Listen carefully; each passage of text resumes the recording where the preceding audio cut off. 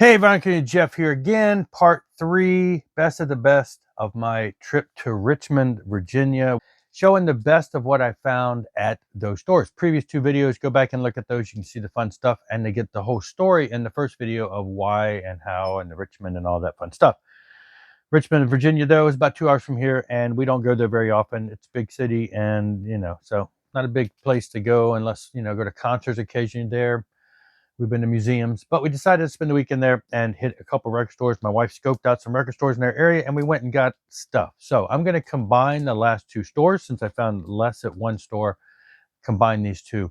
Basically, I'm showing the best stuff that I found at each store. In this case, it's going to be the last bit that I found on Saturday and on Sunday store. So let's get into this. So this was we went into this next door, and there was they had a lot of like extreme metal playing, a lot of hip hop, a lot of rock, and they had a lot of stuff. But they had a huge selection of metal, extreme metal, in the one room, and very not a ton of in any subsection. Then didn't have really a ton of traditional metal, so there wasn't a whole lot of that. But in the actual new stuff that came in, and in the what they just put it in the rock section, I did find "Feel the Fire" by Overkill. Now, I bought the Overkill box. I showed it a long time ago. That box set, it was damaged. I bought it for a great price, and it contains all the albums from after this one, which is their first album, all the ones after this one, like the next 4 or 5. It's right in there somewhere. Anyway,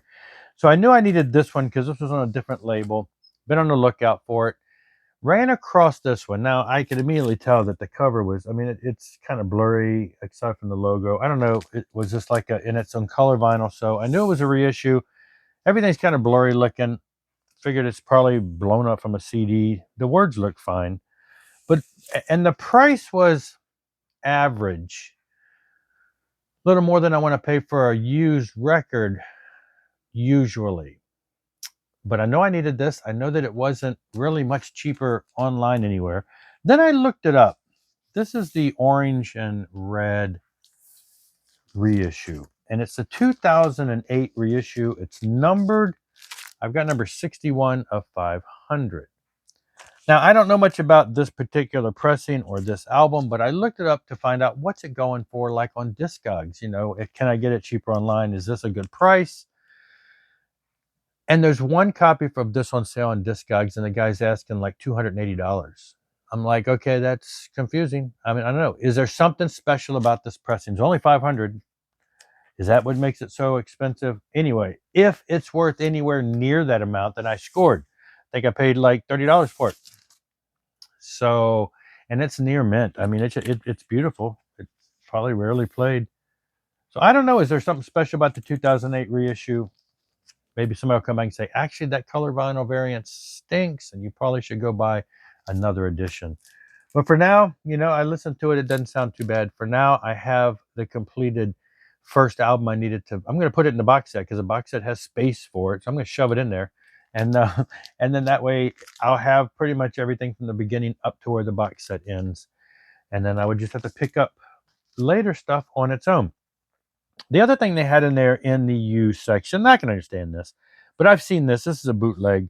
FM broadcast, April 1974, Black Diamond Kiss bootleg. Came out like 19 and 19 in like 2020. Just one of those bounce it over on the vinyl. Probably comes from somebody's handheld recorder. Sounds okay. I mean, no, it's not super great, but I've seen this release, unofficial bootleg, whatever. I've seen this around, and it's upwards, 45, 50 or more dollars. It was in the used bin for 20. I thought I can't pass that by. It's just, I rarely buy these type of, live bootlegs just because of the price. And I'm not that avid of I love Kiss, but I'm not an avid collector of all things like this that are, lower quality. But for that price, I'd grab it. So that was all from that store. No, I got a couple of things. It'll be in the other things. So that's the best of that store. Then we moved on to another store. And interestingly enough, I'll tell the story. As I'm in this is the last store. We're on Sunday, and we are basically we've checked out of our Verbo and went to town, to a whole different part of town, and we're on foot, and we stopped and had great breakfast, and then we hit this record store that opened at like 11, and we walked in there at 11, and it was a big store, and they had a lot of news. It was a typical store, unlike the other ones, which were little more little. This one had a lot of new stuff. It was a big store with a lot of new stuff, but they had a lot of used stuff too, and the prices were mid-range on the used stuff. I was able to find Maximum Security by Tony MacAlpine, $10. I'm like, I can't pass it up. It's the other Tony MacAlpine I need. There's the third album that is also on vinyl that I've never seen, but this is one of the ones I had back in the day. But here's the story, and I got a couple more things, but I'll stop here. I'm picking my stuff up. I'm going to the checkout. I walk up to the checkout. My wife's with me. She's standing behind me. I'm going up to the checkout, and this guy comes up to my wife, who's also getting in line, and he looks at my wife and he says, "Is that the guy from YouTube?" So I got recognized again. I don't know, if I'm just a guy from YouTube. I don't know if he mentioned my name. That's what my wife said. She said, "Hey, he came up and said that he knew you from YouTube." And so I talked to him for a minute. And so, yeah, so I've been recognized now for the second time in public. And this one in a totally different, area of the state, whereas the last one was here locally, but which is even weird because the guy that I ran into here locally was from DC. He was all the way down here visiting. It's just weird. It's just weird how you run into people like that. But he's like, "Yeah, man, I watch your videos. I've seen you on there."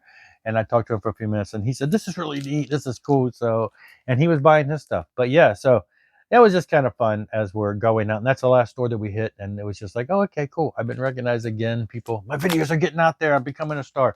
Anyway, Tony MacAlpine, I picked that up there. And then I thought I was kind of done there, because I wasn't seeing a whole lot of them. And they had a Skillet album that I really wanted, but $80. It's hard to find. It's expensive. They had some good stuff there, and they had some decent stuff in the used section. But then I ran across these, and I thought, well, shoot. And these were all like $15. They weren't, I find these records and they're like 20 plus. And I'm like, wow. So I got Ready and Willing by Whitesnake. It does have a sticker on it. I tried to peel some of it off, but that one's been on there forever. And I don't have a ton of the pre-slided in Whitesnake. I don't have a ton of the original stuff. And so I think I got Come and Get It. That was about it. But all of those albums in the time frame, I think I have Snakebite too. There's a lot I don't have. I don't have this one. So I'm like, all right, Ready and Willing. And then I'm flipping. I'm like, oh, dang, check it out. Trouble. One of these, it might have been Trouble. Yeah, this is a reissue. I could tell immediately it had a barcode. I'm like, is that barcodes would have been in the early 80s typically, not in 78. But this is like a 2000 and something reissue. There was a couple things that I could tell when I got this, but yeah, it's like early 2000. Yeah, it says also available on compact disc. So I'm like barcode plus it says available on compact disc. So yeah, this was like 89 or 90. I found the right one, but it's it's not terribly new, but it's in the no later than like the early 90s. And then I kept flipping Lovehunter. I'm like, all right. So I grabbed that. I believe this one also, yep, also available on compact disc. So these are some of the reissues from the early 2000s, from the 1990s, I believe.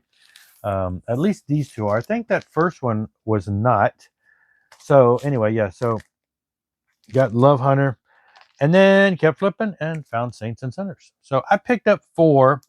This one does not. I think this is more of an original. It's got a barcode, but this is 1982, so that would make sense.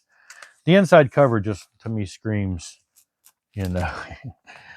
original. But yeah. So this one does not look to be. I've already discogged them all based on the Matrix, so I know that. I think 1 or 2 of these are originals. But yeah, so I was able to find and fill quickly 4 Whitesnake slots. And now I still have a couple that I believe I have gaps on, but the gaps are closing, and should hopefully knock out the rest of the early stuff. But that's it. That is the best of the finds, and I did find some other things. I'm going to lump them all together and do a video called All the Rest. I'll follow up with that one in a couple days.